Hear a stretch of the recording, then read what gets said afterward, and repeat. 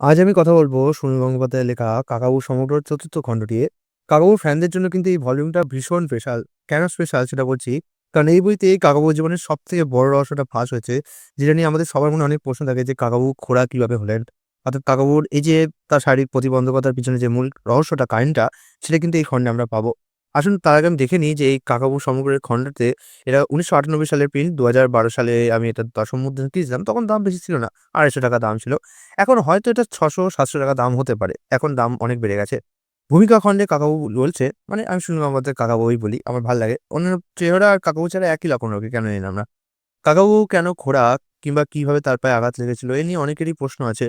আগের কয়েকটি বইতে কাকাবাবুর এক পা খোঁড়া হবার কারণ বিভিন্ন রকম দেয়া আছে যা পরস্পর বিরোধী। আসলে কাকাবাবু ওই ঘটনাটা কখনো পরিষ্কার করে খুলে বলতেন না। তার একটা সংকোচ ছিল। এই খণ্ডে কাকাবাবুর ১ম অভিযান এই সেই আসল ঘটনা কিন্তু দেয়া আছে, সেটা পড়লেই বোঝা যাবে।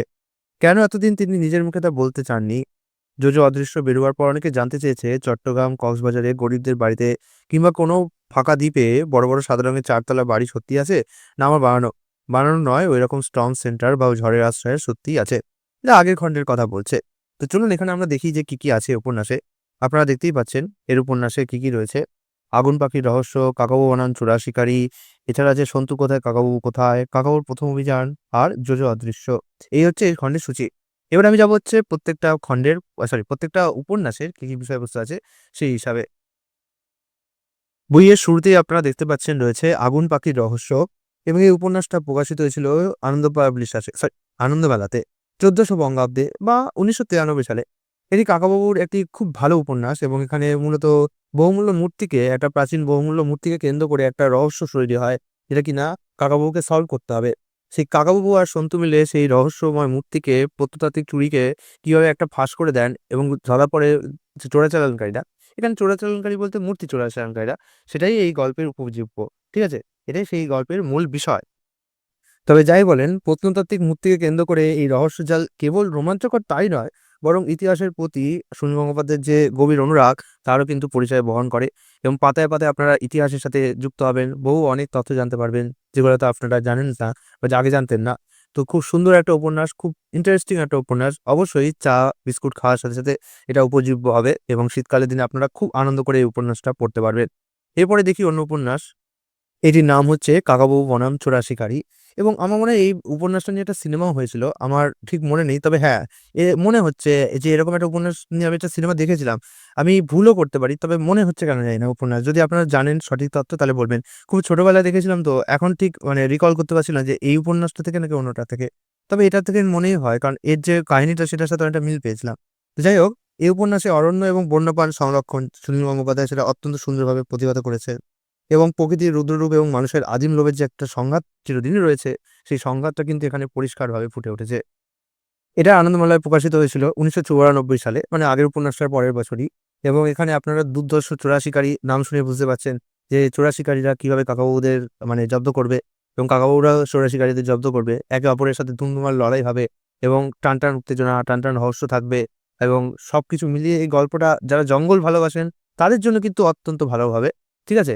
আগে যে গল্পটা বললাম সেটা যারা ভালোবাসেন হচ্ছে কি বলবো, আগুন পাখির রহস্যতে এই প্রত্নতাত্ত্বিক নিদর্শন, ইতিহাস যারা ভালোবাসেন তাদের ভালো লাগবে। আর এই গল্পটা যারা জঙ্গলের গল্প খুব ভালোবাসেন, জঙ্গলের অ্যাডভেঞ্চার ভালোবাসেন তাদের কিন্তু খুব ভালো লাগবে। এরপরে চলে আসছি এর ৩ নম্বর গল্পটায়, 'সন্তু কোথায় কাকাবাবু কোথায়?' এটা ১৯৯৫ সালে প্রকাশিত হয়েছিল এবং এই গল্পটা কিন্তু একটু অন্যরকম। কারণ এখানে কাকাবাবু আর সন্তু পরিস্থিতির চাপে একে অপরের থেকে আলাদা হয়ে যায়।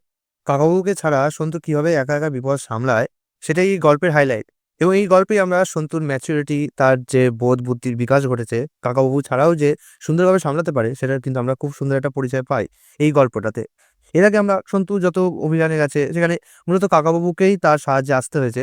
কিন্তু এখানে আমরা সন্তুকে একটা ম্যাচুরিটি রূপে দেখতে পাই এবং আমাদের কখনো, কখনো পাঠক হিসেবে মনে হয় যে এই সন্তুটা হয়তো আমরাই নাকি আমরা এতদিন কি আমরা যখন বাবা-মায়ের হাত ছেড়ে ১ম বেরোই, তখন যে অনুভূতিটা আমরা পাই, যে ভয়, যে আত্মবিশ্বাসের অভাব, কিন্তু আস্তে, আস্তে ধীরে, ধীরে পরিস্থিতি সামলে তখন যে আত্মবিশ্বাস বেড়ে ওঠে, আমার কেন জানি না সন্তুর এই গল্পের সাথে সেটা অনেকটা বেশি একাত্মবোধ রয়ে গেছে। তাই এই আখ্যানটিকে একটু ছক-ভাঙা আখ্যান বলতে পারেন অন্যান্য কাহিনীর তুলনায়। এখানে কাকাবাবু সন্তুর যে পরিস্থিতি সেটা বিড়ম্বনায় কিন্তু বিচ্ছিন্ন। একাকিত্ব এবং প্রতিকূল পরিস্থিতিতে সন্তুর কিশোর মন একটা সাবালক হয়ে ওঠে কিভাবে, সেটা খুব সুন্দর এই অনবদ্য চিত্রায়ন এই উপন্যাসটি করেছে। এরপরে চলে যাচ্ছে এর পরের উপন্যাস। যেটির নাম হচ্ছে কাকাবাবুর প্রথম অভিযান, এবং এটাই সেই উপন্যাস যেটা সবার কাঙ্ক্ষিত প্রশ্নের উত্তর দেবে যে কাকাবাবু খোঁড়া কিভাবে হলেন। এটা 1996 সালেই সম্ভবত প্রকাশিত হয়েছিল। সালটা নিয়ে আমার একটুখানি সন্দেহ আছে। 96, 97 অথবা 95 এরকম আশেপাশে প্রকাশিত হয়েছিল। তবে এই গ্রন্থের এবং সম্ভবত এই সমগ্র সিরিজের অন্যতম মাইল ফলক হলো কাকাবাবুর প্রথম অভিযান। পাঠক মহলের দীর্ঘদিনের জল্পনা ছিল যে রাজা রায়চৌধুরীর পা খোঁড়া হলো কি করে। আমাদের তো এখন জানি আমরা যে কি করে খোঁড়া হলো, কিন্তু যখন এই উপন্যাসগুলো বেরোচ্ছিল, মানে বহুদিন তো বেরোচ্ছিল, প্রায় 10 বছর 15 বছর হয়ে গেছিল, তখন কিন্তু সবাই প্রশ্ন করতো কাকাবুর পা খোঁড়া হলো কি করে, সুনীল গঙ্গোপাধ্যায় চিঠিও লিখতো। তো কাকাবুর পা খোঁড়া হলো কি করে, এটা পাঠক মহলের কাছে একটা কৌতূহলের কারণ ছিল। তো যাই হোক, লেখক এই খণ্ডের ভূমিকায় নিজেই তো স্বীকার করেছেন যে পূর্বে বিভিন্ন সময় তিনি এই বিষয়ে পরস্পর বিরোধী তথ্য দিয়েছিলেন। আমার মনে হয় সুনীল গঙ্গোপাধ্যায় ১ম এ সিওর ছিলেন না যে কাকাবাবু পা খোঁড়া কি করে হবে, এবং সেই কারণে তিনি কোনো জায়গায় একবারে লিখেছেন, তারপরে ভুলে গিয়ে অন্য জায়গায় লিখেছেন। এটা হতেও পারে। আমি বলছি না এটা হয়েছে, এটা হতেও পারে। তারপরে লেখক সেটাকে ঢাকা দেওয়ার জন্য বা চাপা দেওয়ার জন্য হয়তো বলছেন যে কাকাবাবু নিজেই চান না সঠিক কথা বলতেন। তো এটাও হতে পারে একটা। যাই হোক, আমি সেটার বিষয়ে কোনো জল্পনা-কল্পনায় যেতে চাইছি না। সে যা হয়েছে, হয়েছে। তো যাই হোক, সেটা বলছি যে আফগানিস্তানের এক রুক্ষ প্রেক্ষাপটে এই উপন্যাসটি রচিত হয়েছে, এবং এখানে এই উপন্যাসে সেই ঘটনা, সেই দুর্ভাগ্যজনক ঘটনা, যেখানে কাকাবাবু পাহাড় থেকে পড়ে যাবেন এবং তার পা আঘাতপ্রাপ্ত হবে, সেটা তিনি পূর্ণাঙ্গ বিবরণ দিয়েছেন। যা এক টগবগে যুবককে কিভাবে ক্রাশ নির্ভর করে দেয়, অথচ অদম্য এক ব্যক্তিত্বে রূপান্তরিত করেছিল, সেটা আমরা জানতে পারবো। কাকাবাবু ১ম কিন্তু বেশ সাহসী ছিলেন, বেশ সাহসী। পরেও তিনি সাহসী ছিলেন। কিন্তু ১ম দিকে কাকাবাবু যখন ক্র্যাচ ছিল না, তখন তার মধ্যে যে উদ্যম, উদ্দীপনাগুলো চোখে পড়তো, ক্র্যাচ না থাকায় তিনি একটু কিছুটা অসহায়তা বোধ করেছিলেন। কারণ ক্র্যাচ না থাকায় তিনি অনেক সময় দৌড়তে পারতেন না। যেমন সন্তু বিভিন্ন আরেকটা কাহিনী দেখেছি, তিনি দৌড়তে পারতেন না, এবং তিনি তখন বলছিলেন যে ক্রাচ যদি না থাকতো খুব ভালো হতো। যাই হোক, চরিত্রের এই উত্তরণ কিন্তু সত্যিই রোমহর্ষক। কারণ এতক্ষণ আমরা কাকাবাবুকে একটা দৃষ্টিভঙ্গিতে দেখছিলাম, আর এই গল্পে একটা অন্য দৃষ্টিভঙ্গিতে দেখব। তো কাকাবাবুকে যারা খুব ভালোবাসেন, তাদের জন্য কিন্তু এই গল্পটা একটা খুব অবশ্যপাঠ্য গল্প, এবং সমগ্র কাকাবাবু সিরিজের এবং এই সিরিজেরও, এই বইয়েরও, এই ভলিউমেরও এটাই সবথেকে ইম্পোর্টেন্ট একটা উপন্যাস। তো যারা কাকাবাবুর ফ্যান, তাদের অবশ্যই এই উপন্যাসটা এবং গল্পটাও মিস করা উচিত নয়। চলে যাচ্ছি এর পরের কাহিনীতে। সেটা হচ্ছে জোজো অদৃশ্য। এটা ১৯৯৭ সালে প্রকাশিত হয়েছিল।